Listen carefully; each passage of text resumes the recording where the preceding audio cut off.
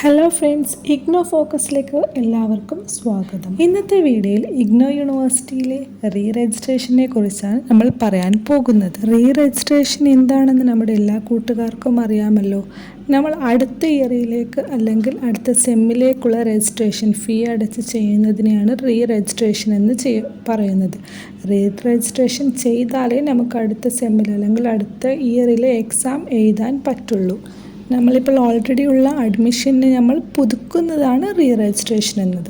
ഇപ്പോൾ 2024-25 ഡിസംബറിലെ re registration നടന്നുകൊണ്ടിരിക്കുകയാണ്. Already date കഴിഞ്ഞതാണ്, അത് എക്സ്റ്റെൻഡ് ചെയ്തിപ്പോൾ മാർച്ച് 15 വരെ നീട്ടിയിരിക്കുകയാണ്. ഈ ഒരു സമയത്ത് എല്ലാവർക്കും വരുന്നൊരു സംശയമാണ്, എനിക്കിപ്പോൾ റീ രജിസ്ട്രേഷൻ ചെയ്യേണ്ട സമയമായിട്ടുണ്ട്, ഞാനിപ്പോൾ ഫസ്റ്റ് ഇയർത്തെ എക്സാം എഴുതുന്നില്ല, ഇപ്പോൾ ഞാനിപ്പോൾ സെക്കൻഡ് ഇയർത്താണ് റീ രജിസ്ട്രേഷൻ ചെയ്യേണ്ടതെന്ന് വിചാരിക്കുക. അപ്പോൾ ഞാനിപ്പോൾ ഫസ്റ്റ് ഇയർത്തത് എഴുതുന്നില്ല, അതുകൊണ്ട് ഞാൻ റീ രജിസ്ട്രേഷൻ ചെയ്യണോ എന്നുള്ള സംശയം എല്ലാവർക്കുമുണ്ട്. അല്ലെങ്കിൽ ഞാൻ എൻ്റെ ഫസ്റ്റ് ഇയർ ഫുൾ കംപ്ലീറ്റ് ആയി ഫസ്റ്റ് ഇയർത്തെ എക്സാം അല്ലെങ്കിൽ ഫസ്റ്റ് സെമ്മിലത്തെ എക്സാംസൊക്കെ കംപ്ലീറ്റ് ചെയ്ത് എല്ലാം ക്ലിയറായി, പേപ്പറൊക്കെ ക്ലിയർ ആയതിന് ശേഷം റീ രജിസ്ട്രേഷൻ ചെയ്താൽ മതിയോ? അങ്ങനെ വൈകിട്ട് അല്ലെങ്കിൽ നമുക്ക് റീ രജിസ്ട്രേഷൻ ചെയ്യേണ്ട സമയത്ത് നമ്മൾ റീ രജിസ്ട്രേഷൻ ചെയ്തില്ല എങ്കിൽ എന്തെങ്കിലും കുഴപ്പമുണ്ടോ, എന്തെങ്കിലും ആ ഒരു കോഴ്സിന് അല്ലെങ്കിൽ നമ്മുടെ സബ്ജക്റ്റിന് എന്തെങ്കിലും പ്രോബ്ലം വരുമോ എന്നാണ് ഇവിടെ പലരുടെയും സംശയം. നമ്മളിപ്പോൾ ഇഗ്നോയിൽ അഡ്മിഷൻ എടുക്കുമ്പോൾ ഒരു UG പ്രോഗ്രാമിന് മിനിമം ആ ഒരു കോഴ്സ് ഡ്യൂറേഷൻ വരുന്നത് 3 years ആണ്. അത് മാക്സിമം പോയാൽ 6 years. അപ്പോൾ ഈ 6 yearsൻ്റെ ഉള്ളിൽ നമ്മൾ ആ UG പ്രോഗ്രാംസ് കംപ്ലീറ്റ് ചെയ്യേണ്ടതായിട്ടുണ്ട്.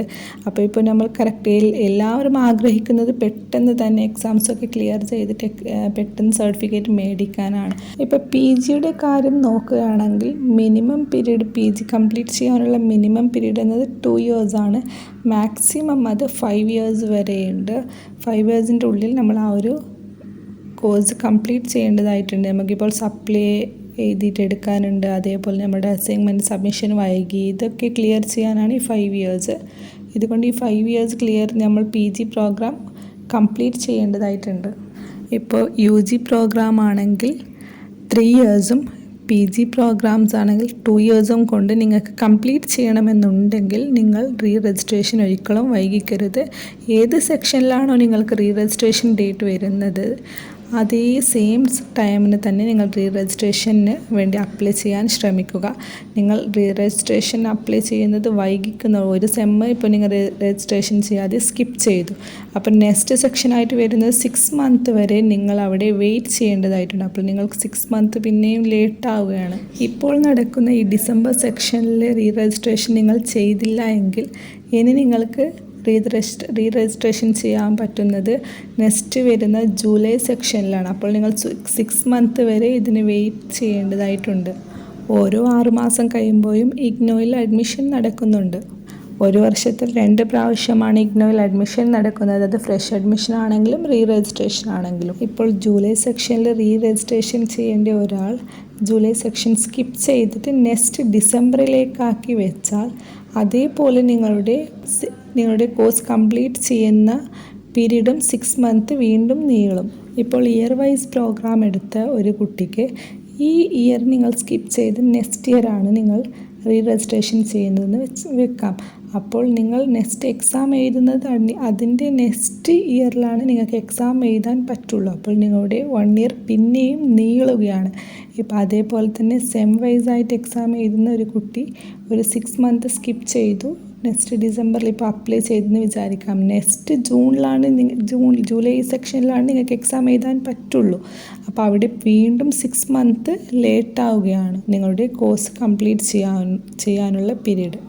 ചുരുക്കി പറഞ്ഞാൽ സെം വൈസ് എക്സാം എഴുതുന്ന ഒരു കുട്ടി എപ്പോഴാണോ നിങ്ങൾ റീ രജിസ്ട്രേഷൻ ചെയ്യുന്നത് അതിൻ്റെ നെക്സ്റ്റ് 6 months കഴിഞ്ഞതിന് ശേഷമേ നിങ്ങൾക്ക് എക്സാം അറ്റൻഡ് ചെയ്യാൻ സാധിക്കുള്ളൂ.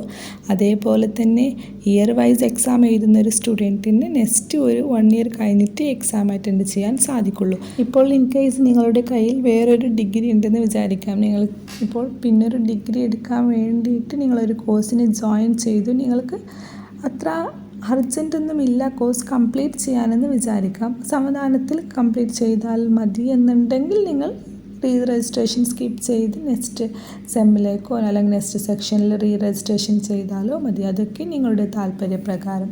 ഈ വീഡിയോ നിങ്ങൾക്ക് ഉപകാരപ്പെട്ടെങ്കിൽ ചാനൽ സബ്സ്ക്രൈബ് ചെയ്യാനും ലൈക്ക് ചെയ്യാനും ഷെയർ ചെയ്യാനും മറക്കരുത്. താങ്ക്